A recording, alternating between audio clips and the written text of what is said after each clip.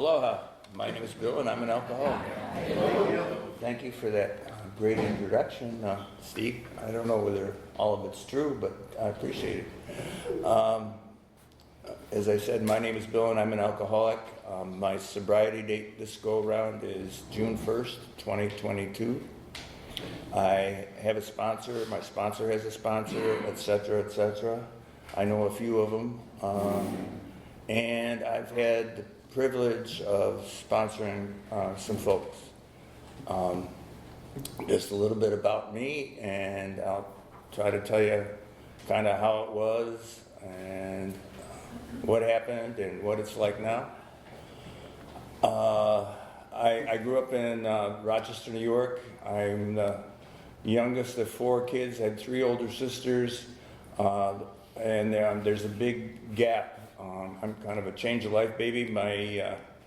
2 of my oldest sisters were in college when I went to kindergarten, so that gives you a big idea. I was the only boy, so I was spoiled. I was a precocious little kid, liked to entertain the adults. Everything was all good. I had an imaginary friend as a kid because I was by myself a lot, and his name was Tommy Gooker, and he lived on Penfield Street. And I used to talk with Tommy pretty regularly, even when things were good and things were bad, especially like when my puppy got run over by a truck. I remember Tommy was right there for me. Everything was great. As I said, I entertained the adults in the household. My house was kind of, I once asked my family, what are we? And they said, well, we're upper middle class. And I didn't really know what that meant, but I do know that all the moms were stay-at-home moms. That's, I guess, what you call them these days. At that time, they were housewives. We had help in the house, but we didn't have live-in help. I always compared myself with other people, even from the time I was really little, and I was resentful a lot of times. Like if my friend Harvey got a wagon, I wanted one bigger than his. So, that was the way it was. Everything was perfect until I got to first grade. And then reality really set in. I realized that I was not a student. I struggled all through all my educational career. And I didn't find out until I was 55 years old that I'm dyslexic and I have a learning disorder. And so it was always, I can remember the report cards would come home and my mom would be crying and they'd be told that you're not, you're not spending as much time studying as you should, you're not applying yourself. And I spent a lot of time, with a tutor every Saturday, and, and the summer came around and I would be seeing a tutor while other kids were out playing and that kind of stuff. So I always felt less than. And another thing that happened to me along the way was, I'm a klutz. I am not athletic at all. I was the one that got picked last to be on the team, and I especially team sports. I did pretty good at like swimming and track, but everything else, I didn't do well in. And I went to public school through 6th grade, and then I went to a private boys' school for junior high, and then I went away to a prep or a boarding school for high school. And there I kind of blossomed because, I was with a bunch of guys, and we did typical adolescent stuff. To back up a little bit, my home life was kind of like Leave It to Beaver. My mom used to get up out of bed and wore high heel shoes. Out of bed for some reason. And she used to dress up for, my dad before my dad came home, and they'd always have a cocktail or 2 before dinner, and nothing really out of the ordinary. That's what all the people in my neighborhood did. But, I can remember my mom letting me sip her Harvey's Bristol Cream sherry. And I just remember that warmth that came over me and that feeling of calmness. My ears got warm and I loved it, from the get-go. And then I learned along the way that there was cloth medicine called elixir of tarbic with codeine. And I liked that. It gave me that same feeling again. and that same glow, and I learned how to fake coughs as often as I could to get some. In prep school, you know, typical adolescent stuff, there was a mouthwash called Lavoris, and we'd come home from vacation, and we'd color vodka to look like Lavoris. We'd color it pink, and you know, and I learned how to chill beer by flushing it in the back of a tank of a toilet to chill it a little bit. And that was just adolescent stuff. I guess my first real drunk was on a class trip. We were all in a hotel, and I grew up in New York State, where the drinking age at that time was 16. So 18. So you could pass at 16, especially if you had fake ID. And so there was a bottle in almost every room that I went that night that we were in the hotel, and I drank whatever you had in your room. And I got terribly sick. I remember vomiting, and the next morning I had a terrible hangover. Moved the bed over the vomit and left it for the maid. But on the way home that night, I wanted that feeling again. I just loved that feeling of being intoxicated. And I chased that for many years. After I got out of prep school, I went to 3 different colleges. I flunked out of the first 2. The third one was not an accredited school, and I don't know anybody that paid tuition that didn't graduate. And I became, you know, I joined a fraternity. I had a high tolerance for alcohol at that time, and my nickname would give you a little clue in my fraternity, and I still have a mug at home, was called Keg. I used to be the designated driver because I was the most sober of all of us driving people home. And things were good. I worked hard in summers and resorts and that kind of thing, and I majored in hotel administration. And then I worked for a chain of hotels, and I got transferred to one hotel as the assistant manager as part of the opening team, and that's where I met my wife. Actually, we didn't like each other at first. She was our director of sales, and I was the assistant manager, and we both thought the other one was a goody two-shoes until she invited me one night after a really busy day up to her room for a nightcap, and our marriage centered around Johnny Walker Black.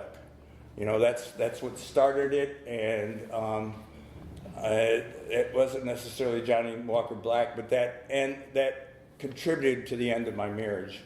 We moved around a little bit. My son was born in St. Augustine, Florida, and before that, you know, I was the center of my wife's, you know, whole life. But, you know, I was His Majesty the baby, more or less, in our family. She took care of all the finances and that kind of stuff, and I worked hard, we partied hard, and then my son was born, and the reality set in. I wasn't number one anymore. I was in the back seat, and he was in the front seat. The world revolved around him, and I resented that, you know, and I drank over that. And eventually we moved to Marco Island, Florida, and I was general manager of a Marco Island Country Club, and you know, I always wanted, you know, I always compared myself to other people, and my ideal of coming, you know, of being somebody was to have a house with a swimming pool. I didn't realize in Florida having a house with a swimming pool is kind of like a 2-car garage. I mean, everybody had one, but I used to get drunk. I'd sit out there and just look at that pool, and I just thought, oh, this is the life, you know. Well, things got a little hairy. I mean, there was a lot of focus on my drinking, not necessarily on hers. You know, I was the one that was the bad person and that kind of stuff. And then I got into an extramarital relationship, and I came home drunk one night and said I was leaving, and 10 minutes later I was in another relationship. Not proud of the way that our marriage ended, but that's exactly what happened. And around that time I was confronted many times about my drinking. And I always thought, people were on my case. It was, you don't understand. All those things that I think a lot of us, have experienced in the years of our careers, let's put it that way. Well, about that time I decided, it was suggested that maybe I needed psychiatric help. So I got a psychiatrist in Miami, and I lived on the Gulf Coast. And so I'd drive through the Everglades to see this psychiatrist and therapist. And there was always, asking me about how much I drank. And of course I lied. I'd say, well, I have a couple or maybe 3 once in a while. And, that was totally not true. But, I was also anxious, and the psychiatrist prescribed the medication for me. I filled the medication, I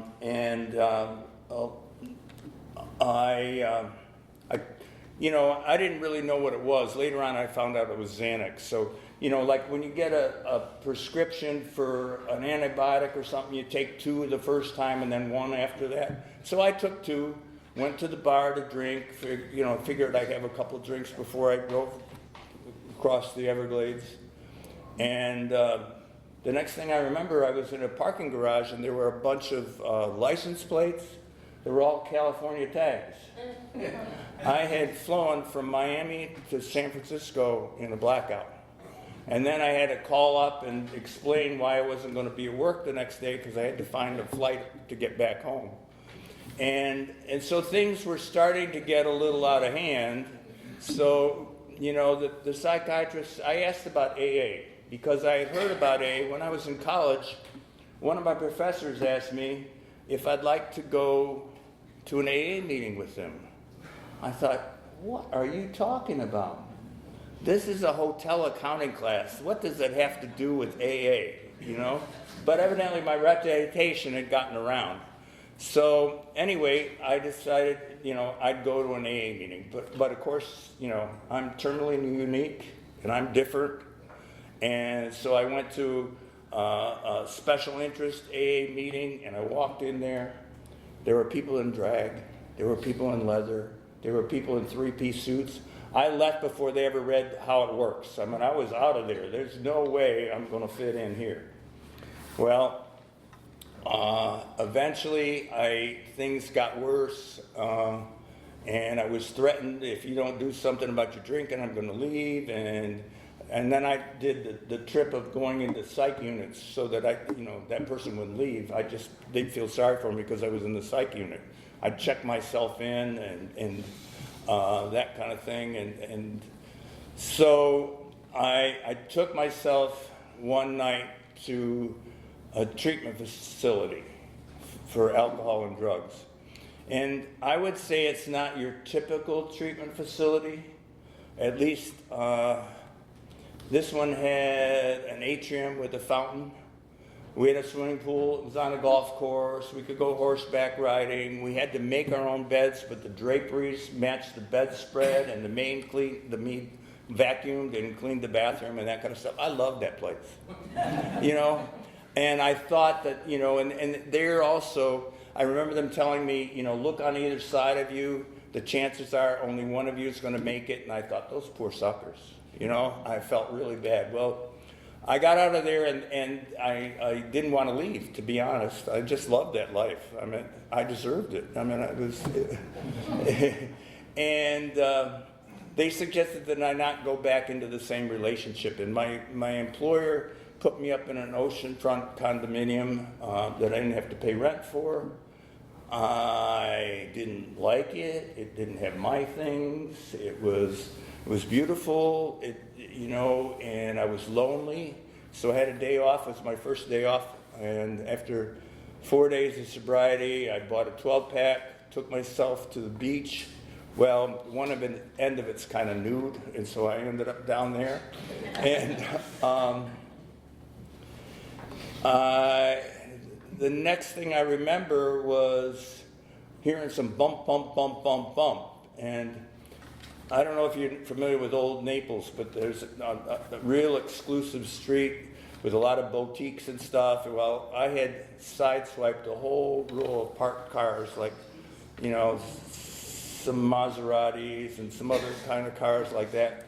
And I drove myself back to the treatment facility with a puppy that I had bought in a blackout.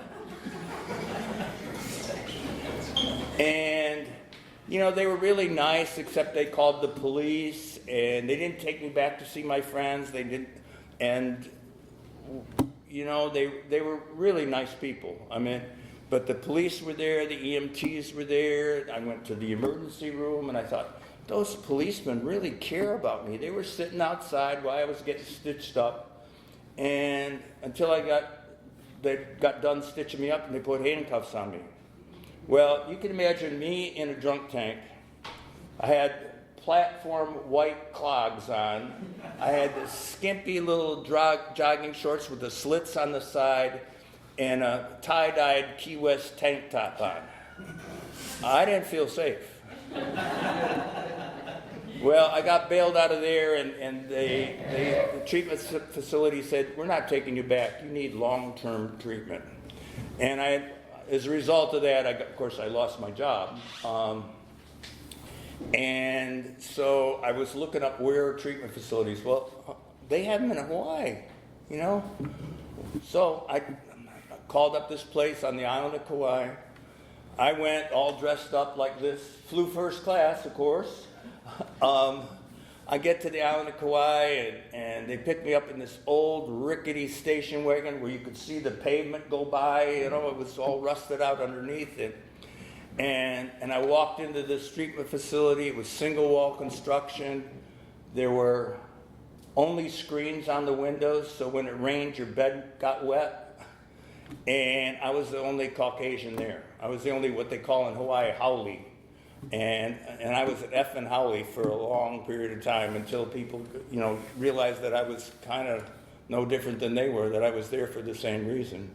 And I learned a lot of things. It was a 6-month treatment facility where we had to scrub the floors, clean the toilets, cook the meals, went to a meeting every day. And on the island of Kauai at that time, if you wanted to go to a meeting a day, you went to the meeting on the North Shore on Monday nights, you went to the South Shore on Tuesday nights, Wednesday night you went to the county seat, Thursday night you went way out on the west side of the island, and that was the way it was to get to a meeting. So, and I made a lot of friends there. I learned a lot about the Hawaiian culture. We were talking about it on the way down here. I was assigned a guy, his name is Henry. He's since passed away.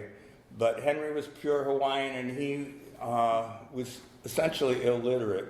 And we had to make a gratitude list every day.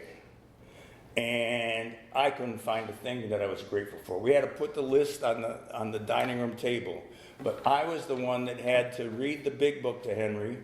And also, I was the one that had to write, he would dictate his gratitude list. And I learned so much. He was grateful for the warm shower. He was grateful to have a bed to sleep in. He was grateful for food to eat, and I couldn't find anything that I was grateful for at all. I thought that, you know, I thought that God or that higher power or whatever, if there really was one, had dealt me a wrong hand of cards for sure. Well, I graduated that program, and it was like, what am I going to do now? Well, I met a guy in the rooms of AA who had a 32-foot sloop, and he had a buyer for his 32-foot sloop in Sydney, Australia, and if I financed the trip, he would let me go along with him. So we sailed from Honolulu to Sydney, Australia. I'd never been sailing before. It's 32-foot long sloop, about 8 feet wide, 2.5 months at sea. And, you know, I took so many pictures of sunsets and sunrises, they all look the same. And I have no desire to go sailing again. Maybe a cruise ship, but that would be it. I learned a little bit about sailing. One of us was on deck. We did 2-hour shifts. As soon as I got to Sydney, Australia, I was like, I'm out of here.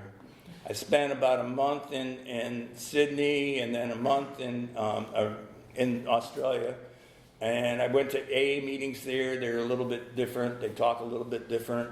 The format of the meeting is essentially the same, except that, I remember one meeting they read the steps in the beginning, in the middle of the meeting instead of the beginning or whatever.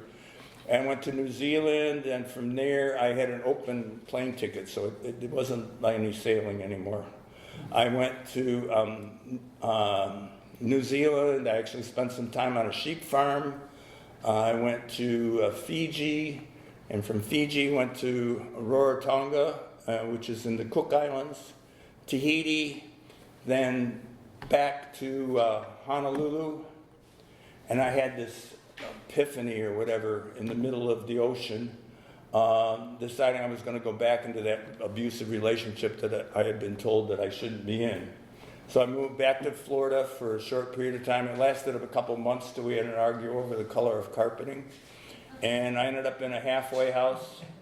And that was it. I ended up back in Hawaii in the treatment facility, and I got out after my second 6-month stint at that place, and didn't have a job. It didn't have the wherewithal, and I ended up living in homeless in a way station, which you couldn't stand up. It had a slanted roof, so you could only stand up by the door when you got in, and then you had to duck down. But anyway, I had a bed there, and there was a big scale, a metal scale, and anybody who'd drive through that would clink like this when they went over the plate. And then I moved on up. I moved into an abandoned gas station. I paid somebody in AA to put a door on it for me. And I lived there for 3 years. Of course, decorated it to the hilt, with beach mats stapled on the floor and that kind of thing. But I was staying sober. I was going to meetings. I was involved in service, mainly because they couldn't get anybody else to do it. It wasn't like here where there's 3 or 4 people that stand for a position. It was like, we need somebody to go to the district meeting. How about you? And so I got involved in service while I was there, and I stayed sober for 15 years. I did the steps, but what I call is Burger King kind of sobriety. I did it my way. I picked and choose, it was like, well, I don't like that God word, so I'll skip those ones. And the ninth step is about making amends. Well, the amendment to the Constitution is a change. So I've changed because I'm not drinking, so I've done that step. And that's the way it worked. So Burger King sobriety doesn't really work, I can tell you that. And then 9/11 happened, and nobody was flying, and I got a cheap round-trip ticket for $600 to Japan for 2 weeks. I had a 2-week rail pass. I was there about 10 days, didn't go to any meetings, didn't talk to anybody, hardly anybody at all. I just was by myself. And I was in this little restaurant in a small little town. I can't remember the name of it, but I know, kind of one of the significant things it's noted for. And there was a tall draft beer at the table next to me. I didn't even think about it. I just said, I'll have one. Well, I had 3 that night. Nothing happened. I was okay. But I didn't tell anybody. I on the way home, they had upgraded me into business class, so I drank sake on the plane on the way home. Got back, and I forgot to tell you something. What happened along that way is actually I got a promotion, and I got to move from the island of Kauai to Oahu, where Honolulu is. I didn't like the meetings the way you did them there in Honolulu. I didn't like the people. They weren't friendly. They didn't have that Ohana spirit and that Aloha spirit. At least I didn't think so. So I stopped going. I went to a couple meetings, maybe 2 meetings. And so that preceded me going to Japan. And So I drank on a daily basis. Very often, I certainly went to work hungover most days. I was director of a department, so I had 2 offices, and I'd say every afternoon I'm going to my other office, which I usually didn't make it there. I'd sometimes meet up with somebody for a couple of drinks or whatever, and that's kind of what it was. I was in multiple different relationships over that period of time, and I can remember asking somebody, I said, "Do you think I'm an alcoholic?" I knew damn well I was, but I wanted to, see what they would say. And they said, "Well, you're a functioning alcoholic." And I thought, all right, keep on, why not? And a lot of it just got to the point where I was drinking every day. And then I'm a slow learner, or maybe I was a sheltered kid, but I was 55 before I ever smoked Pakalolo. And Pakalolo is marijuana, but in Hawaiian, Paka is smoke and Lolo is crazy. So Pakalolo is crazy smoke. And then I retired and I moved here, mainly because of the cost of living, and I had some friends that lived in this area, or family actually. And so it's like retired. I can drink all day long, and I live by myself. I don't have anybody telling me that I shouldn't be doing or I can't be doing or whatever. And I had, my favorite bar stool at this place that I used to go for lunch, and my favorite bar stool over here, and I was I lost my license as a result of my indulgence in alcohol, and so I used to have Instacart deliver. I used to tell I always would order like bananas or something, because I didn't want them to think I was an alcoholic. Although I'd order 2 cases of beer and 2 of those big fancy boxes of Franzia wine. I don't know, that gourmet wine. And I did that every other day, but I'd always pray. I did do some praying. I prayed that I didn't have the same guy deliver. And I always used to say, because I don't want them to think I'm a drunk, right? I used to say, and every time they came, I'd say, "Oh, I'm having a party." It was a party of one.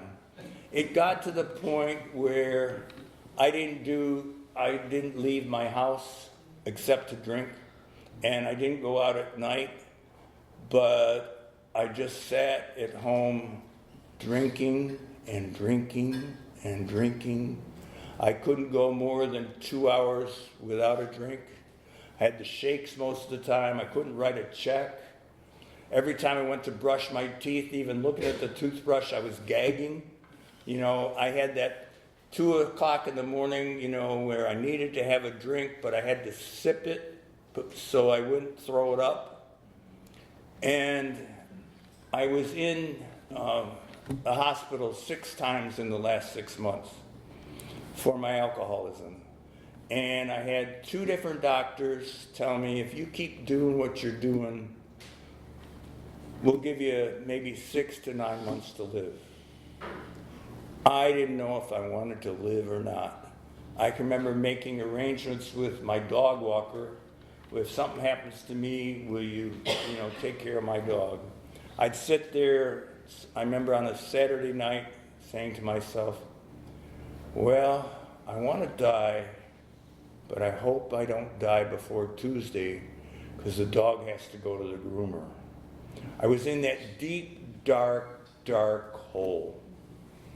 I didn't know if I wanted what you people had at all. I didn't know if I could do it. And I don't know whether it was, divine intervention or what, but I finally decided I'll try it just one more time. I'll do whatever they tell me to do. If they tell me to walk backwards, if they tell me to be homeless again, I'll just do it. I put myself into a detox, and then I was in partial hospitalization. I went to a couple meetings. I got a ride to another meeting. It was called There Is a Solution, and it met in Holly Springs at that time. And I got out of the car. It was a hot June day, and there was a bunch of people outside laughing and carrying on, and I had my walker, and it was this little white house that was, I think it was condemned, or it should have been, and they crammed so many people in 2 rooms. You could hear people in the other room, but you couldn't see them. I mean, they'd be sharing, and you couldn't see them. And I'm sure that if the fire department ever knew how many people were crammed in there, they would have shut that place down. Well, there was this guy who helped me up the steps with my walker. He sat me down kind of in one of the front rows. He got me a cup of coffee.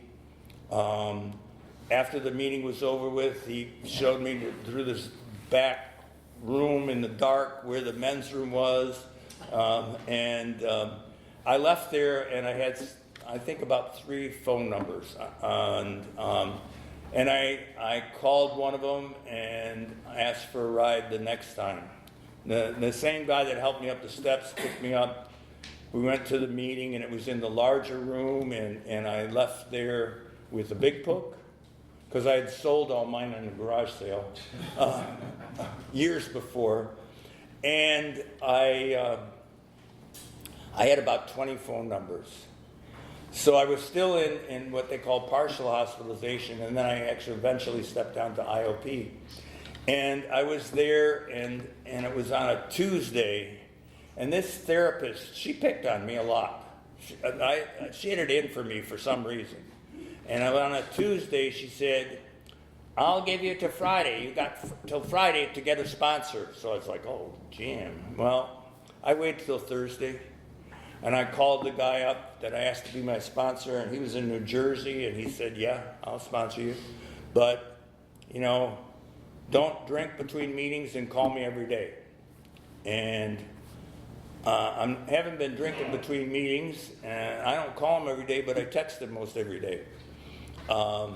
And we started reading from the big book, and his idea of what transpired and mine are a little bit different, or he's made it clear that my perception was a little bit different. Because we started with, I think we even started with the preface, but anyway, I know we started with the doctor's opinion.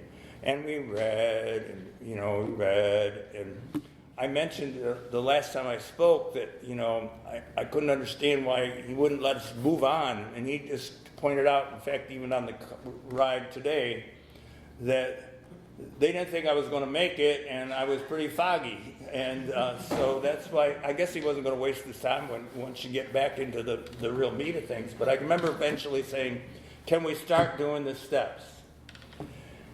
And we did. And, we didn't do the steps in 3 days. We did the steps over several months or a period of time. And, I had a hard time with the first step initially I could see, the powerlessness, but then, I used to get paid to manage, and I was a pretty good manager. But then I could finally, after reading, and I could see where my life was unmanageable. And to this day, it's still a little bit unmanageable in a lot of ways. The second step was a big one for me. I didn't grow up in a religious family. My mom only went to church for funerals and weddings. When my dad did take us to church, there was a guy up there in a robe, and it was so boring, and all I did was look around and, look at the ladies' hats or whatever. I mean, I was so bored, and I was so jealous of my Catholic friends. If I did a sleepover, we went to their church, and it was ideal. I mean, there were all these robes and all these costumes that they were wearing, and they were ringing bells, and there was incense, and we were up and down, and it wasn't boring. And they had this secret little box, and they pulled out the chalice, and I mean, I loved it. Thought, damn, why can't we be like that? But anyway. But I had a hard time with this higher power thing. And then I finally justified, after reading and stuff like that, I wanted to believe, but I wasn't sure if I could. And then I knew that in Hawaii, a wave was a power greater than me. I had no control over that wave, and it knocked the crap out of me sometimes, but I had no control over that. And I'd heard in these rooms, oh, you can use a doorknob. I thought that was ridiculous. But I could see, a group of drunks, or GOD, because you people were staying sober and I wasn't. And then also I could see God, a good orderly direction. These are all things that I'd heard in these rooms. And I could see a good orderly direction because, the sun comes up in the east and it sets in the west. There's seasons. There is some good orderly direction in this universe or cosmos or whatever we're in. And so the third step was like, oh, I don't know about this one. If I do this, how am I going to decide what color socks to wear when I get up in the morning? I mean, if I turn everything over, how am I going to work this thing out? But I was willing to do whatever you people told me. So I did it. And what it did was it opened up the door for me to continue to do those steps.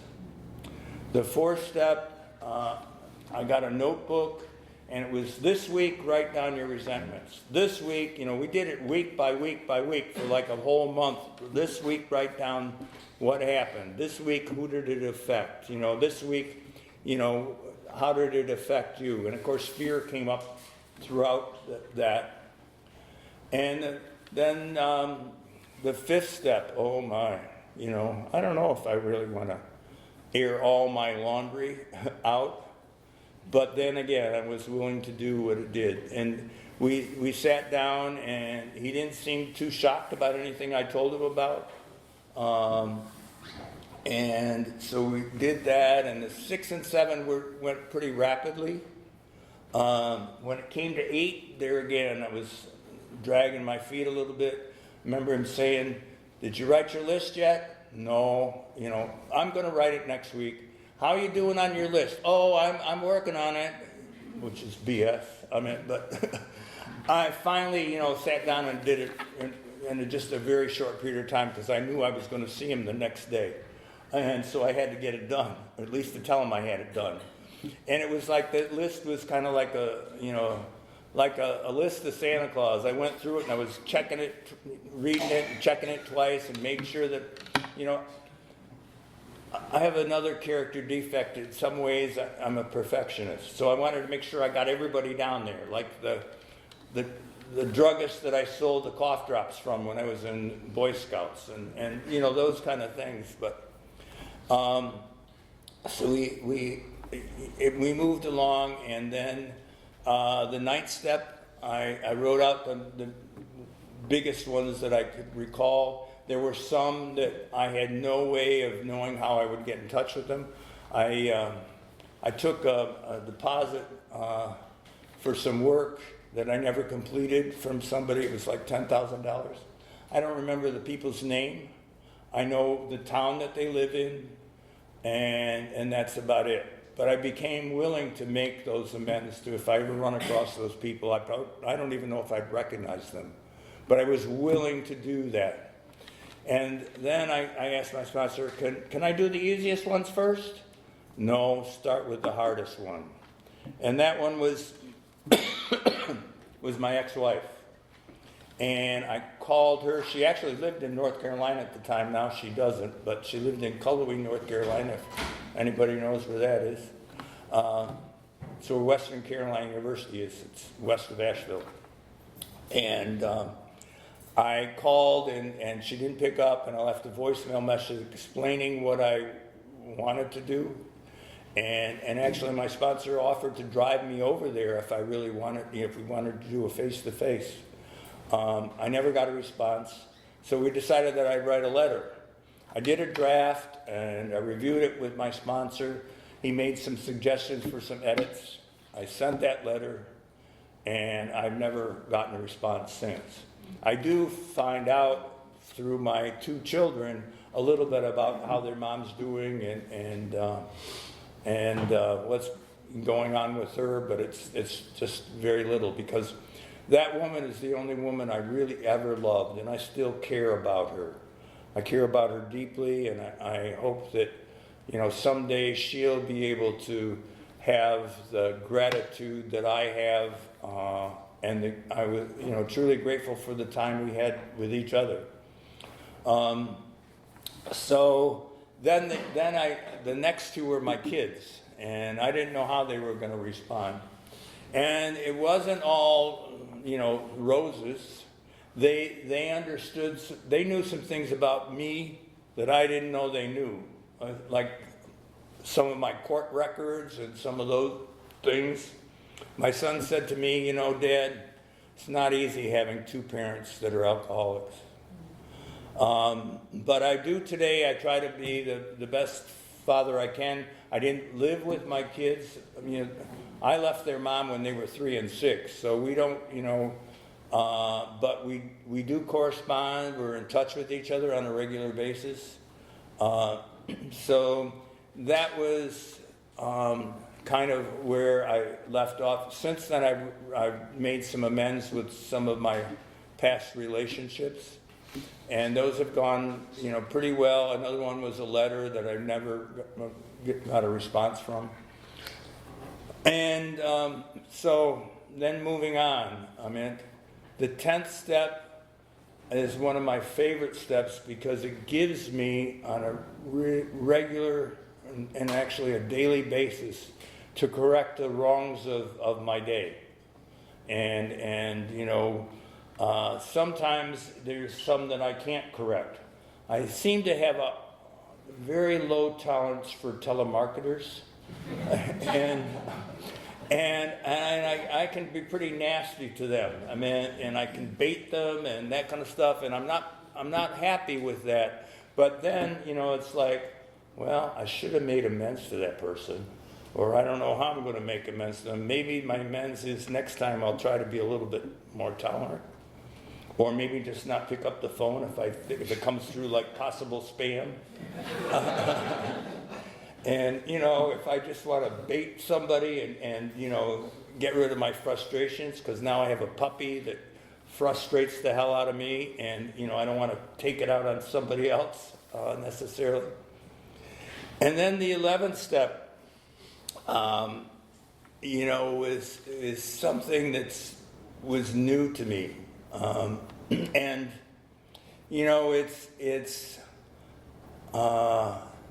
it's something that I really find a calmness that goes over me when I do try to meditate. Although my mind wanders, I'll be sitting there really read something, and I'll be thinking about it, and then all of a sudden it's like, what am I going to have for dinner tonight? And it's like, oh damn, I got to get back to that, and somebody suggested that you just let it think about like a leaf that flows by, and you like acknowledge that leaf is there, and then go back to where you're at. So that's a work in progress for me. For sure. But as a result of doing the steps, I now have an imaginary friend that I call God. And it's so much different than that imaginary friend that I had as a kid. So much different than my concept of all you people, I thought you were a bunch of holy rollers, and it was God this and God that and, higher power this. And I was like, oh, I don't know about this stuff. But today, it's a part that I really, really enjoy. And the 12th step, I've had the privilege of having some people ask me to sponsor. Some I don't hear from too much or not at all. Some others, I met with somebody today, and it gets me out of myself. And I try to do as much as I can with reaching out to other people. I'm also maybe a little bit of a salesperson, because if I see somebody, I'll tell them about my home group. Like, you might want to try this group over here. And there's maybe some people that are more your age group that you could relate to if you come to my home group. And so far, some people have. But anyway, it's been a real privilege for me to be up here and to share with you. And I just thank you for asking. And if you're new, don't struggle. You know, don't do what I did.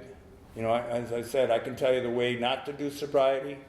And you won't necessarily have to go back out, but there's many of us that have, but just keep coming back. Thanks.